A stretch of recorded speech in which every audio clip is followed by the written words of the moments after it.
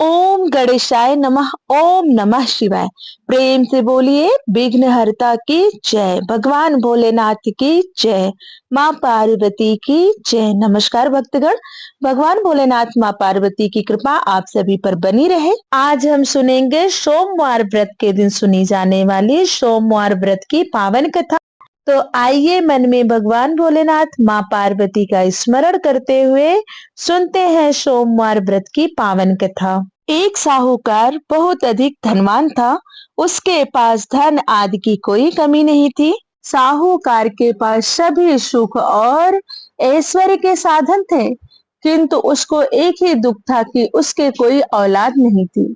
दिन रात वह इसी चिंता में लगा रहता और वह पुत्र पाने के लिए हर सोमवार को भगवान चंद्रदेव व शिव जी की पूजा करता। वह व्रत भी रखता था। साहूकार की भोलेनाथ के प्रति ऐसी भक्ति देखकर एक बार माँ पार्वती जी ने शिव जी से कहा, हे नाथ, यह साहूकार आपका अनन्य भक्त है और सदैव ही आपका व्रत और पूजन भक्ति भाव से किया करता है। आप कृपा करके इसकी मनोकामना को पूरी कर दें। माता पार्वती जी के ऐसे वचन सुनकर भोलेनाथ ने माँ गौरी से कहा, हे पार्वती, यह संसार एक कर्म क्षेत्र है।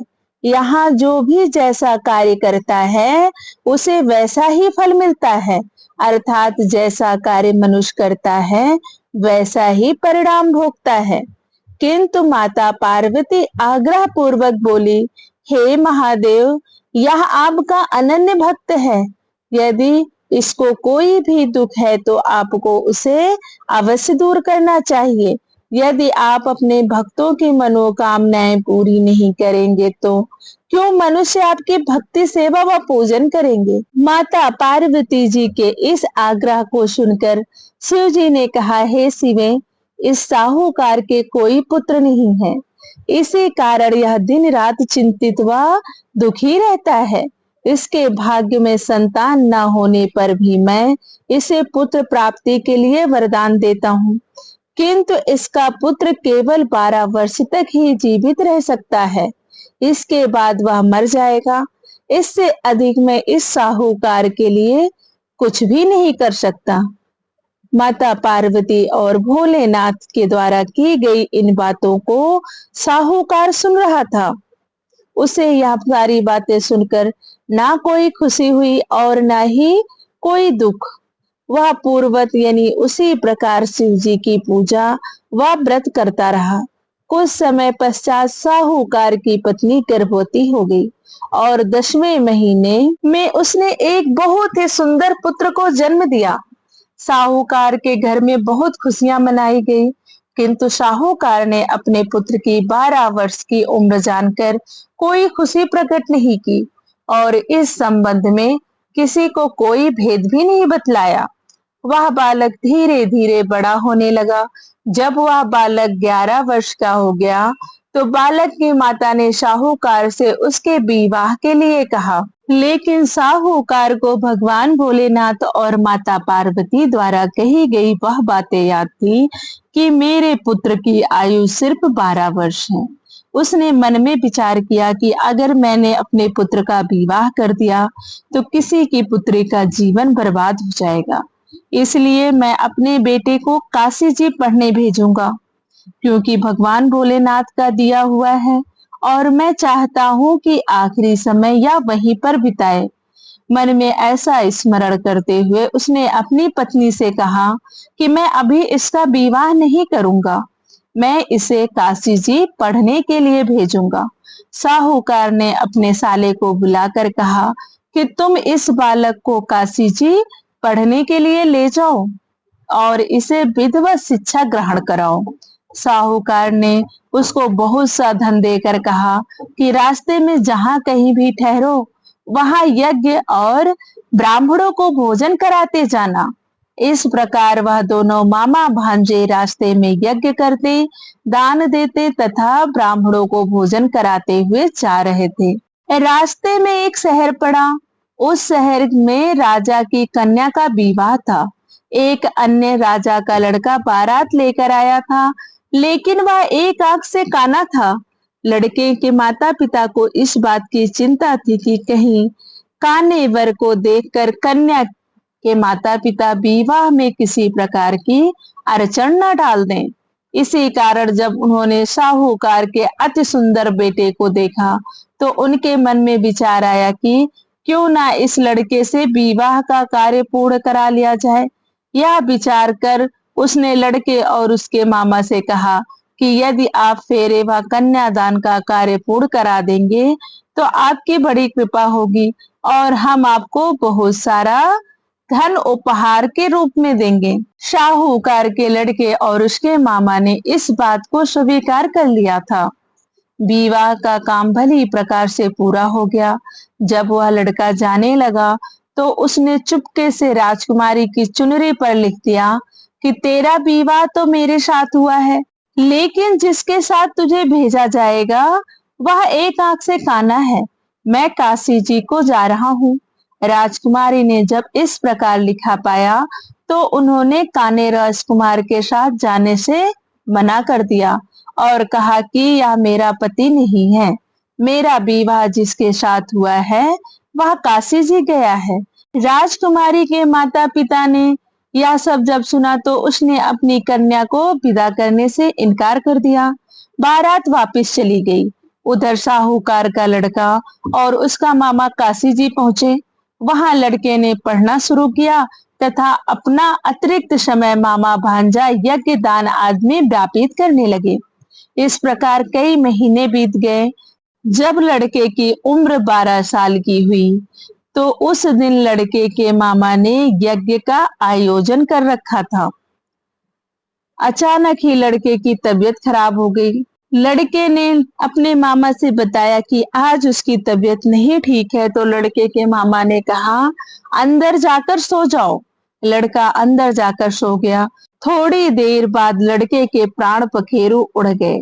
जब लड़के के मामा ने देखा कि वह मर गया है तो वह बहुत दुखी हुआ। उसने सोचा कि मैं पहले यज्ञ पूरा कर लूं, तब सोचूंगा कि मुझे क्या करना है। लड़के के मामा ने यज्ञ पूरा किया और फिर रोना प्रारंभ कर दिया। वह बहुत जोर जोर से रो रहा था। संयोगवश शिव जी और माता पार्वती उधर से जा रहे थे।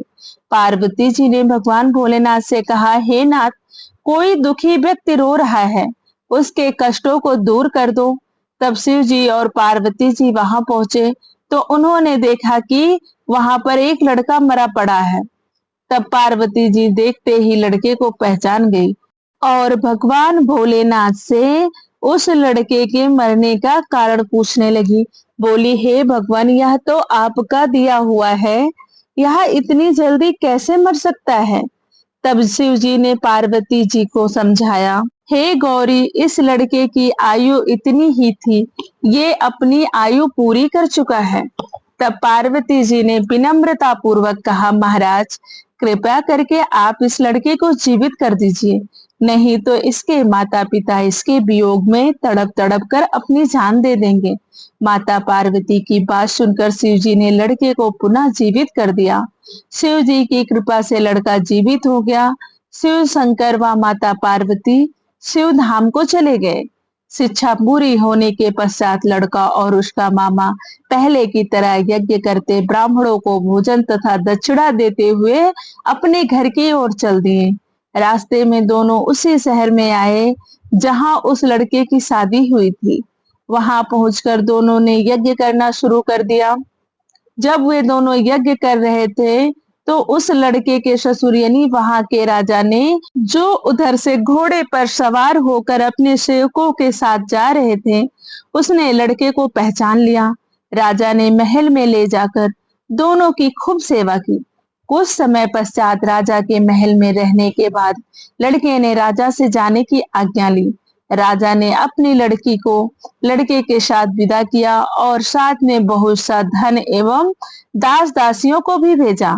जब वे अपने शहर में आए तो लड़के के मामा ने कहा, पहले मैं तुम्हारे माता पिता को तुम्हारे आने की खबर सुना आता हूँ, तब तक तुम पत्नी सहित यहाँ आराम करो ऐसा कहकर लड़के का मामा साहूकार को अपने पुत्र के आने की खबर देने चला गया।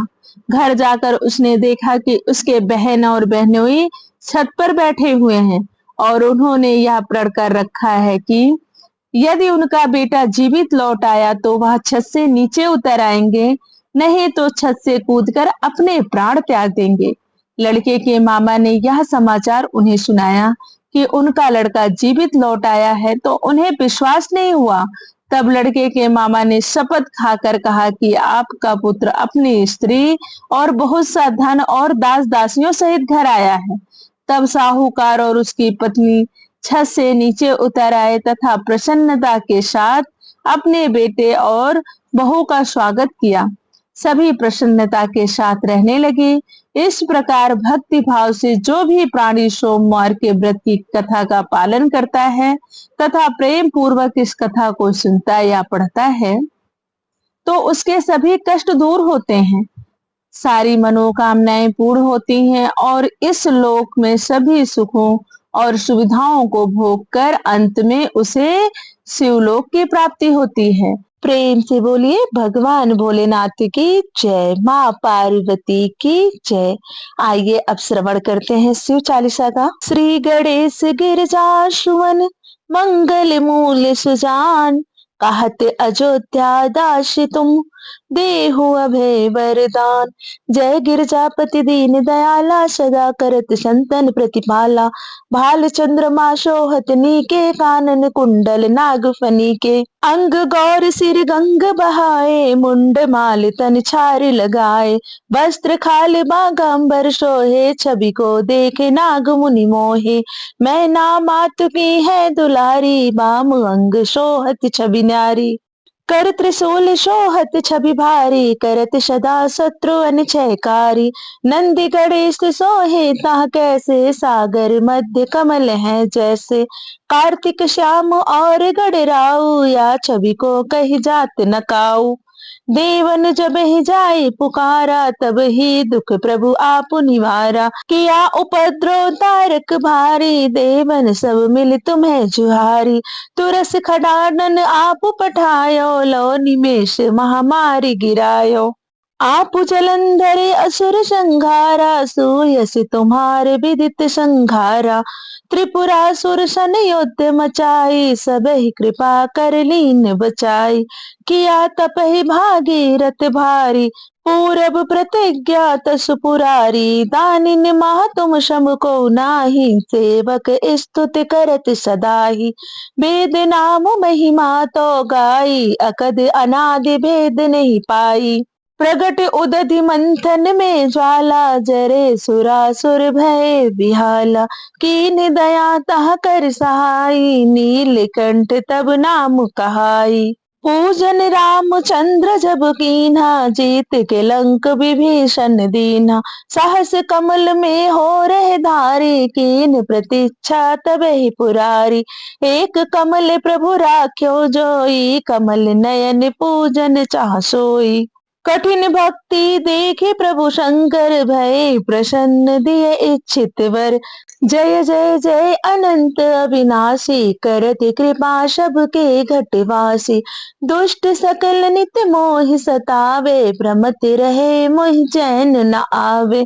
त्राहि त्राहि मैं नाथ पुकारूं, यही अवसर मोहि आन उबारो। ले त्रिशूल शत्रुन को मारो, संकट से मोहि आन उबारो। मातु पिता भ्राता सब कोई, संकट में पूछत नहीं कोई। स्वामी एक है आश तुम्हारी, आई हरो अब संकट भारी। धन निर्धन को देत सदा ही, जो कोई जाचे वो फल पाही। अस्तुत के ही विधि करो तुम्हारी, क्षमहु नाथ अब चूक हमारी। शंकर हो संकट के नाशन, मंगल कारण विघ्न विनाशन। योगी यति मुनि ध्यान लगावे, नारद सारथ धीस नमावे। नमो नमो जय नमो शिवाय, सुर ब्रह्मादिक पार न पाए। जो यह पाठ करे मन लाई, तापर होते शंभु सहाय। ऋषियन जो कोई हो अधिकारी, पाठ करे सो पावन हारी। पुत्रहीन कर इच्छा कोई, निश्चय शिव प्रसाद ते होई। पंडित त्रयोदशी को लावे, ध्यान पूर्वक होम करावे। त्रयोदशी व्रत करे हमेशा, तन नहीं ताके रहे कलेसा। धूप दीप नैवेद्य चढ़ावे, शंकर सम्मुख पाठ सुनावे। जन्म जन्म के पाप नसावे, अंतवास शिवपुर में पावे। कहे अयोध्या आश तुम्हारी, जान सकल दुख हरो हमारी। नित्य नेम कर प्रातः ही, पाठ करो चालीसा। तुम मेरी मनोकामना पूर्ण करो जगदीश। मग सठ छठ हेमंत ऋतु, श्रावंत 64 जान। अष्टुत चालीसा वही, पूर्ण कीन कल्याण। प्रेम से बोलिए भगवान भोलेनाथ की जय। इसके बाद शिव जी की आरती करके आप अपनी कथा का समापन करें। वीडियो अच्छी लगी हो तो लाइक करें, शेयर करें और चैनल को जरूर सब्सक्राइब कर लें।